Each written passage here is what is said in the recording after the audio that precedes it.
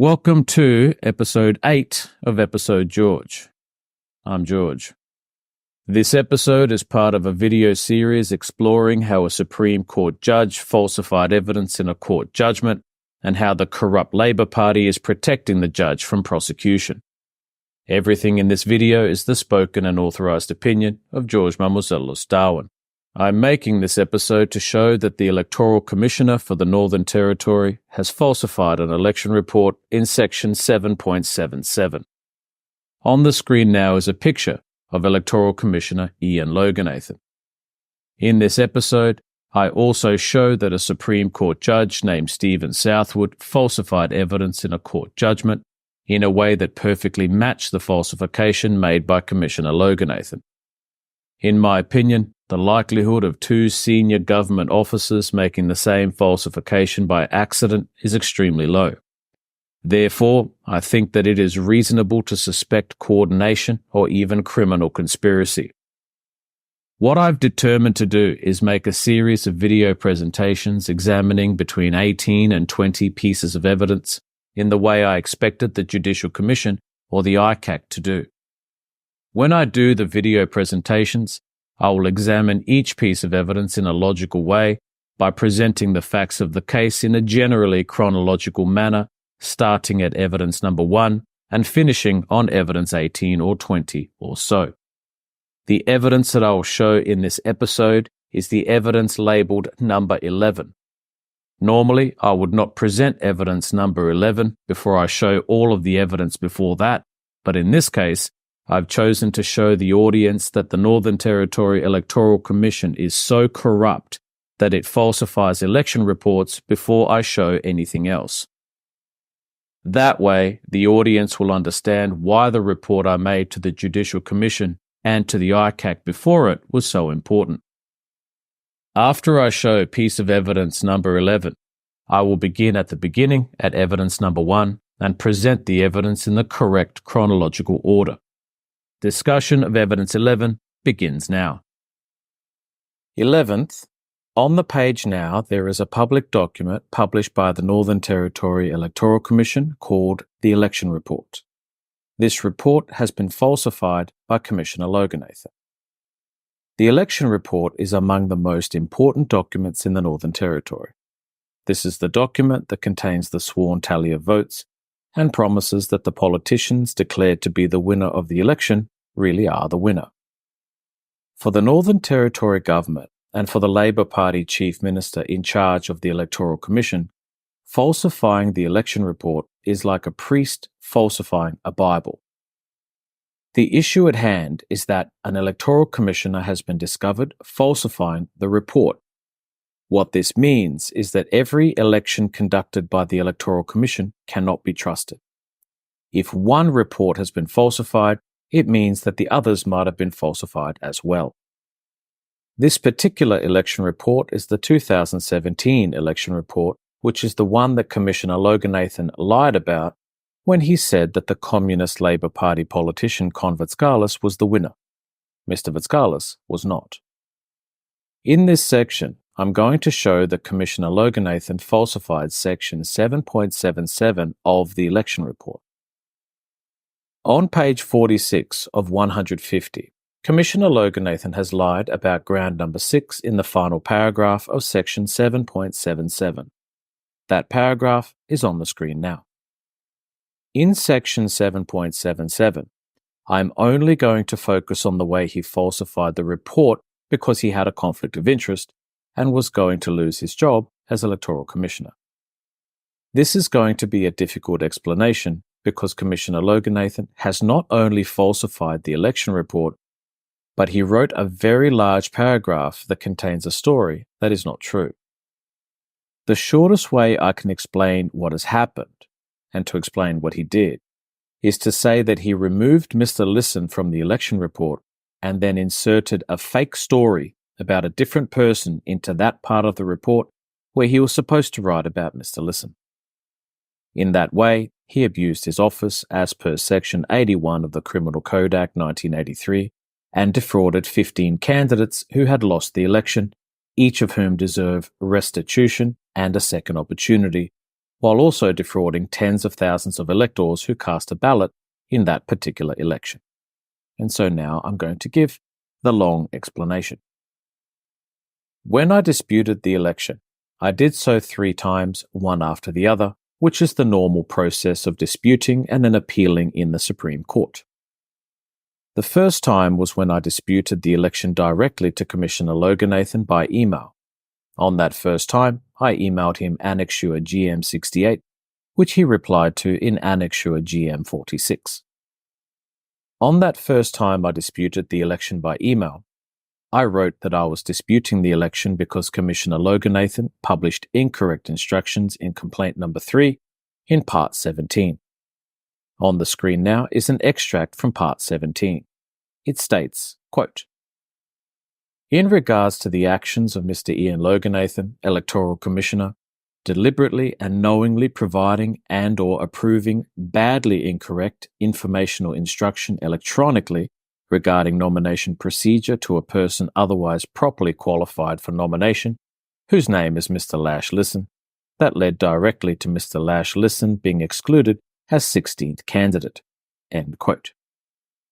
The quote I have just read out establishes that the candidate who was rejected is Mr. Lash Lisson.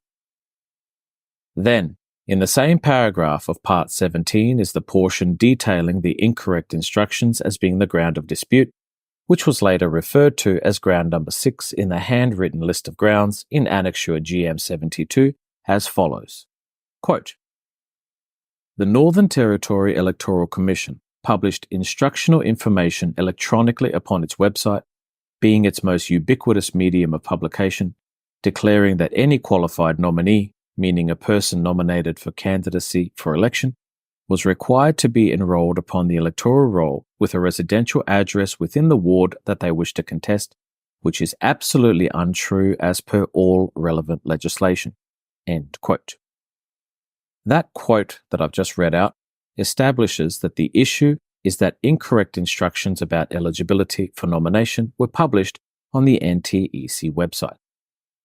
In these 2 quotes, it is 100% clear that the issue was about a man named Mr. Lisson who had received incorrect instructions from the website of the Electoral Commission. Now on the screen is the final paragraph of Section 7.77 of the election report, in which Commissioner Loganathan is writing about the election dispute and lying to cover up his conflict of interest. Since Commissioner Loganathan has deliberately used confusing language to hide what he did, it is unlikely that any person watching this video will understand. But I will read it anyway. It states, quote, "A resident made various claims of breaches under Section 99 of the Local Government Electoral Act, which were found to have no substance or relevance, as the issues raised did not mislead or deceive an elector. The complainant also alleged that the NTEC incorrectly rejected their nomination for not being enrolled in the council area they were seeking membership of. The same complainant later sought to dispute the City of Darwin mayor election result, alleging the result was impacted by a potential candidate being wrongly excluded from candidacy." End quote. Since Commissioner Loganathan has falsified Section 7.77 in a way that is very difficult for anyone except for me to understand, I'm going to make some changes to that paragraph and read it again. All I'm going to do is write the names of people who are being referred to in the places Commissioner Loganathan has tried to conceal who he's referring to as he falsified the report.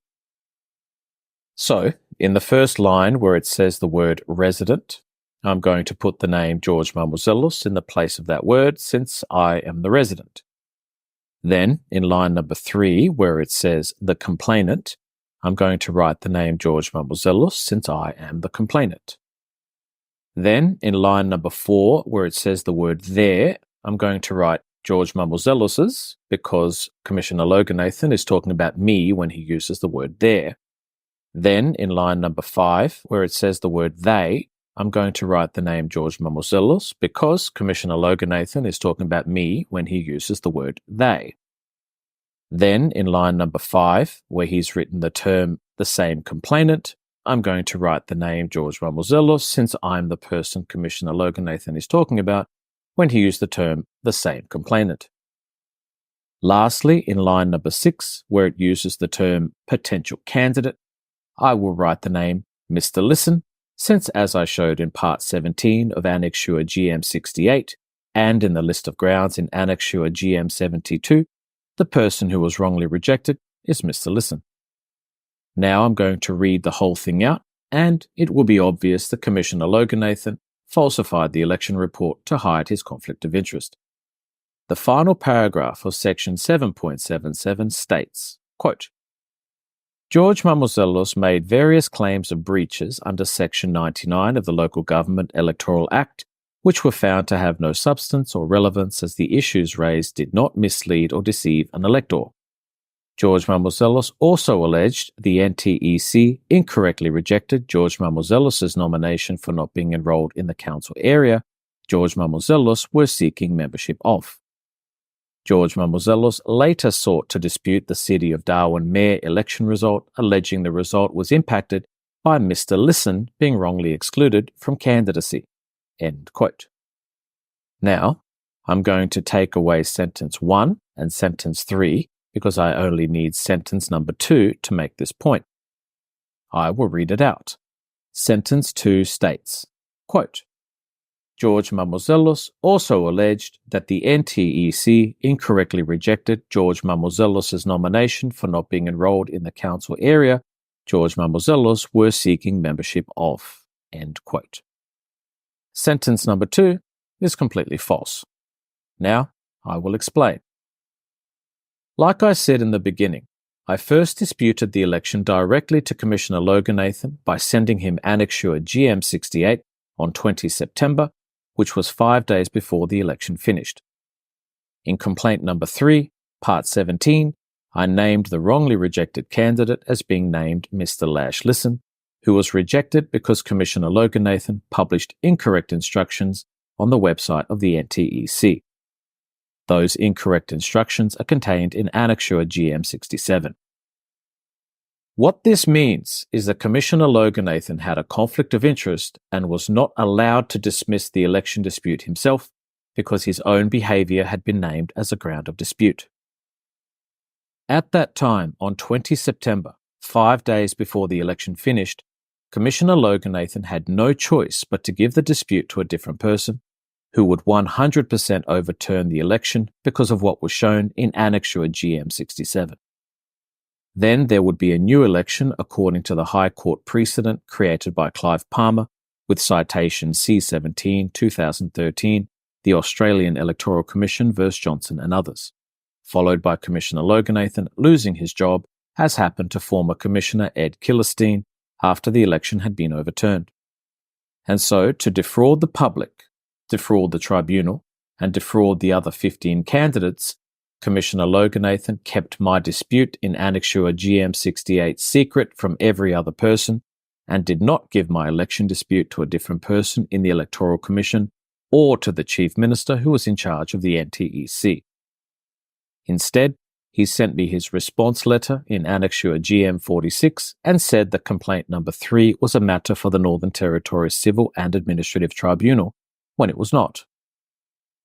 In point of fact, complaint number 3 was a matter for whichever person Commissioner Loganathan was supposed to refer it to. That person, whether they were in the Electoral Commission or in the Chief Minister's Department, was supposed to make a decision about whether or not to dispute the election at the tribunal because, in the Local Government Act, there is a provision for the President of the Tribunal to call a new election on the spot. Then, to cover his tracks in Section 7.77 of the election report, Commissioner Loganathan lied and swapped Mr. Lissen's identity for mine in the second sentence because Mr. Lissen is enrolled upon the electoral roll and I am not.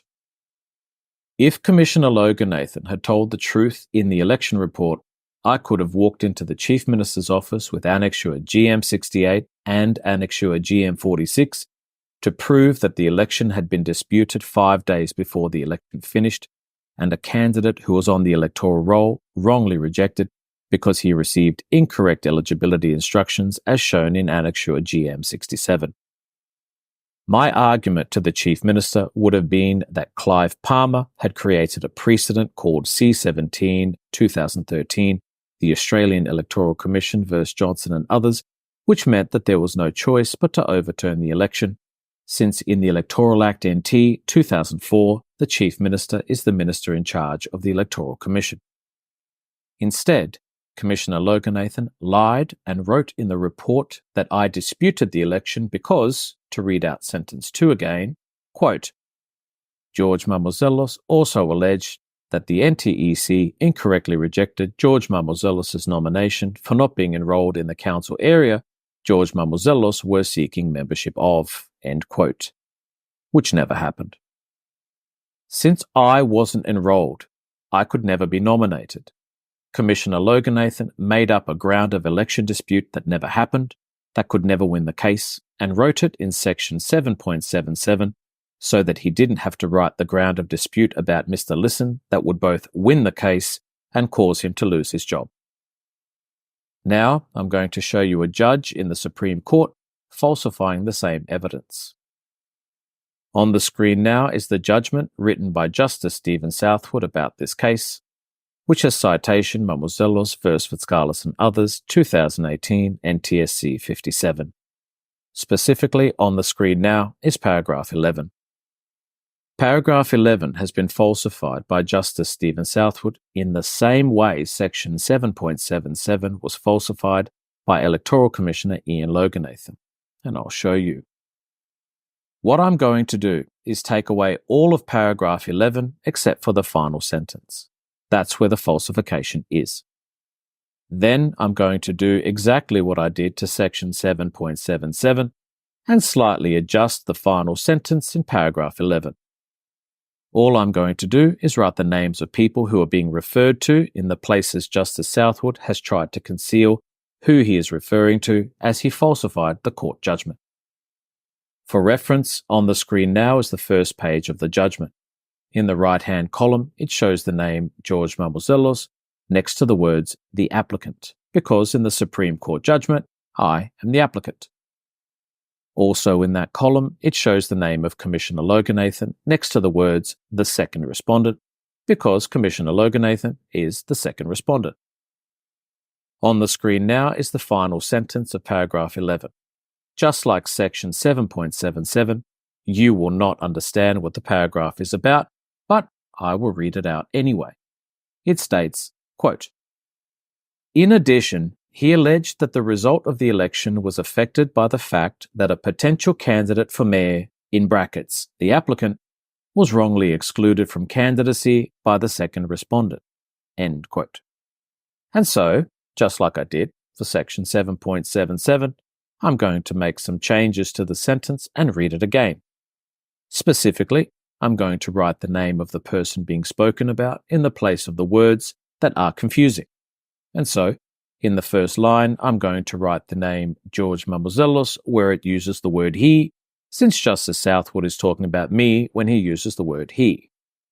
Then, in the middle, in brackets, where it says the applicant, I'm going to write George Mamouzellos since I am the applicant. Then, at the bottom, where there is the term the second respondent, I'm going to write the name Commissioner Loganathan, since Commissioner Loganathan is the second respondent. Now I'm going to read the sentence out and prove that a Supreme Court judge has falsified evidence.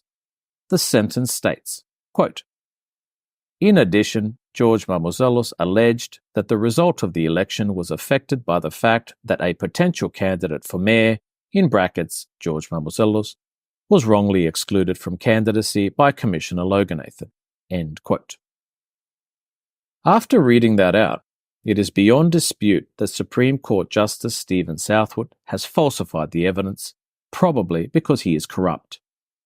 He has removed Mr. Lisson from the judgment, who was both on the electoral roll and was named as the wrongly rejected candidate in both ground number 6 of Annexure GM 72 and Part 17 of Annexure GM 68, and replaced him with George Mamouzellos, who is not on the electoral roll and was never named as the wrongly rejected candidate.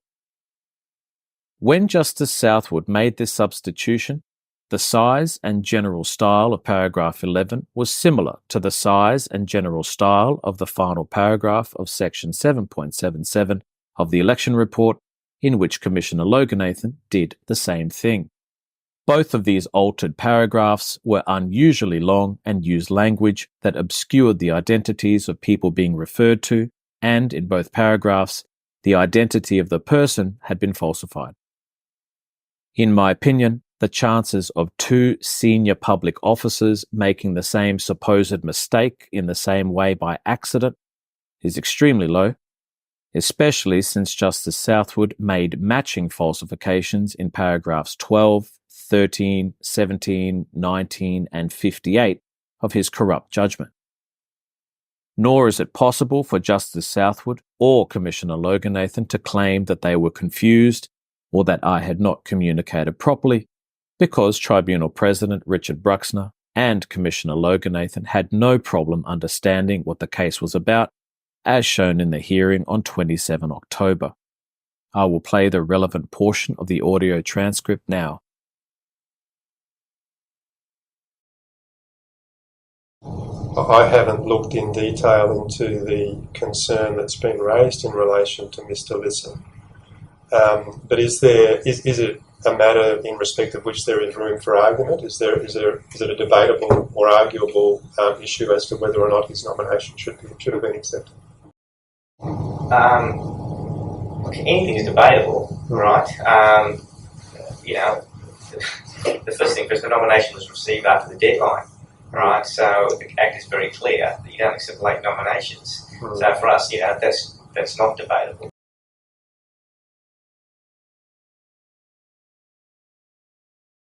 As I understand Mr. Mamouzellos, from what I've read in Mr. Mamouzellos' materials, there was some suggestion that he was late in nominating because of something that had sort of set him off on a wild goose chase or given him the wrong impression in terms of whether he was entitled to nominate, and that basically came from your website or something. It's not so much about whether he's entitled to nominate, it's about both the residency of the people that were supporting his nomination. We would contest that our website was clear, and that every other candidate, the 289 or whatever, seemed to understand it and comply. Since both the Tribunal President, Richard Bruxner, and Electoral Commissioner Ian Loganathan understood very clearly who was wrongly rejected from the case, it means that Justice Southwood understood as well. The logical conclusion is that he falsified the evidence as he wrote the judgment on purpose. On this basis, using this evidence, I think that Supreme Court Justice Stephen Southwood and Electoral Commissioner Ian Loganathan should be referred for investigation and prosecution under the Northern Territory Criminal Code Act 1983, Section 109, Perverting the Course of Justice, and Section 81, Abuse of Office. I will finish this section by showing another example of the corruption of Supreme Court Justice Stephen Southwood and the Supreme Court of the Northern Territory in general. On the screen now is a news article published by a News Corp Australia newspaper about the case that is located on page 55 of Annexure GMTA. The article was published a short time after Commissioner Loganathan lied to a News Corp Australia journalist by email to conceal his rejection of Mr. Lisson, as shown in Annexure GM61. The date of this article is 29 November. Next on the screen is a second article published by the same News Corp newspaper, dated 10 August. I will ignore the fact that the article is again a vicious racial slur and read out the last few sentences, which I dedicate to Supreme Court Justice Stephen Southwood. Quote, Justice Southwood said yesterday some of Mr. Mamouzellos' claims didn't make sense or have a ring of reality to them. You're not just making this up now, are you? Justice Southwood asked at one point. No, Mr. Mamouzellos said. End quote. The day after he made this statement, Justice Southwood dismissed the case and falsified the evidence in his judgment. On the screen now is a filing to the Judicial Commission of the Northern Territory about Justice Southwood that I made about 4 months ago. In my report, I laid out the way Justice Southwood had falsified evidence in his judgment, spanning over paragraphs 11, 12, 13, 17, 19, and 58 in particular, even though the entire judgment is fraudulent. In the report, I also stated that he acted abusively when he accused me of lying about the case on the record, which was quoted by the News Corp Australia journalist. A few days ago, at time of filming, July 2024, I received a letter from the Judicial Commission of the Northern Territory, which responded to my report and informed me that I should go back to the Supreme Court and make an appeal. In the letter from the Judicial Commission, as shown on the screen now, it stated, quote, "The Judicial Commission has resolved that the matters you raise are substantively the subject of legal proceedings and should more properly be the subject of an appeal. For this reason, the Commission has resolved to dismiss your complaint under Section 44(1)(e) of the Judicial Commission Act 2020 NT." End quote. For those who are outside the Northern Territory, what is happening is that the Judicial Commission is trying to manufacture a fake reason to avoid referring Stephen Southwood for prosecution, for which there is a reason. The reason is that the legal system of the Northern Territory has degraded so much that judges are often too incompetent to make legal judgments. Instead, what happens is that the judgment is written by faceless lawyers who work in the Solicitor General's Department or in the Attorney General's Department, and sometimes they're even written by people who work in private law firms. What they do is take notes during court proceedings, as well as get a copy of the transcript and the case file. Afterwards, they write a judgment and send it to the judge to sign. In other words, the judges in court are often stooges or frontmen. They're actors. The overall situation in the courts of the Northern Territory is that there is no separation between the government and the judiciary, because the same government lawyers who argue against you in court are the ones who write the legal judgment later on. In my opinion, Stephen Southwood isn't actually the judge who wrote the judgment that has his name on it in the case Mamouzellos vs. Vatskalis and others 2018 NTSC 57. In my opinion, the same lawyers who helped Commissioner Loganathan write paragraph 7.77 in the election report are the ones who participated in writing the Supreme Court judgment as well. That's why the paragraphs and the wording look the same. In my opinion, whoever wrote this judgment is probably a very senior officer in either the court or the Solicitor General's Department who never expected to get caught by a person like me, and certainly not to be featured in a video. Anyway, all of that aside, since Justice Stephen Southwood's name is on the judgment, it means that he has to get the blame, and so I reject the nonsense from the Judicial Commission about going to the court for an appeal. The correct thing to happen is that Supreme Court Justice Stephen Southwood and Electoral Commissioner Ian Loganathan should both be referred for investigation and prosecution under the Northern Territory Criminal Code Act 1983, Section 109, perverting the course of justice, and Section 81, abuse of office. Various offences to do with a criminal conspiracy may apply, but that would be subject to investigation. After that, I want restitution for the damage done because this case upended my business and very badly affected my family. Since the Northern Territory government is clearly too corrupt to prosecute its own judge and its own Solicitor General's Department, I think that the most logical thing to do is for a judge and a prosecutor to be flown to Darwin from a jurisdiction in a different state or territory. Everything I've said about this 11th piece of evidence is my opinion. Now that's finished. This episode is the spoken and authorised opinion of George Mamouzellos Darwin. If you enjoyed this video and want to see others like it, please visit episodegeorge.com. Alternatively, you can search social media for Most Genius Greek Philosopher of Darwin, The Mango Inquisition, Episode George, or Redux, Just George, Bullshit Artist Extraordinaire, with 2 R's.